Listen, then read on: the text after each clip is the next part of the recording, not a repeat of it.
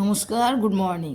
এটা 2025 ডিসেম্বরে আমাদের পিকনিক আপনাদের আগেই বলেছি। আমরা একটা অ্যাসোসিয়েশনের আন্ডারে থাকি, সেখানে একটা ক্লাব আছে। আমাদের লেডিসদের তো একটা আলাদা ক্লাব আছেই, এই অ্যাসোসিয়েশনটাই মেন, সেখান থেকে আমরা আসি। তো আমাদের বেশিরভাগ জনই বয়স্ক মানুষ। আমরা বছরকার এই পিকনিকটা সবাই মিলে উপভোগ করার চেষ্টা করি। আর পিকনিক স্পটের মাঠ তো আছেই, আর তার পাশে আছে বিশাল বড় একটি ঝিল।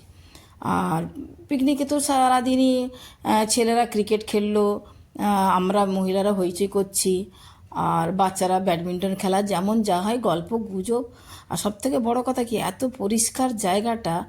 আর যেহেতু পিকনিক মানে অনেকটা সময় কাটানো, খাওয়া দাওয়া, সেই জন্য পরিষ্কার জিনিসটা না সবথেকে বেশি পজিটিভ লেগেছে আমার। আর আমরা যদি এই জায়গাগুলো নিজেরাই যে এইভাবে আমরা যদি পরিষ্কার রাখিও শুদ্ধ, এটা আমাদের ক্ষেত্রেও অনেকটা ভালো। আর দেখতে পাচ্ছেন গাছগাছালি, আর এখানে অনেক কিছু ওই জিম করার জিনিসপত্রও আছে। আমাদের কিছু কিছু জায়গায় এখন করা হয়েছে যে জিম টিম করা যায়। আর এই যে দেখতে পাচ্ছেন যে এই যে ঝিলটা আপনাদের দেখাচ্ছি, এই দিকে মানে আরেকটু, এইটা আমাদের কাছে সবথেকে বড় বোনাস পয়েন্ট হলো এত সুন্দর পরিষ্কার একটা ঝিল শহরের মাঝখানে। দেখাই যাচ্ছে যে এখানে পাশে অনেক বড় বড় বিল্ডিং আছে। আর এই জায়গাটার নাম হচ্ছে ইকো আরবান ভিলেজ।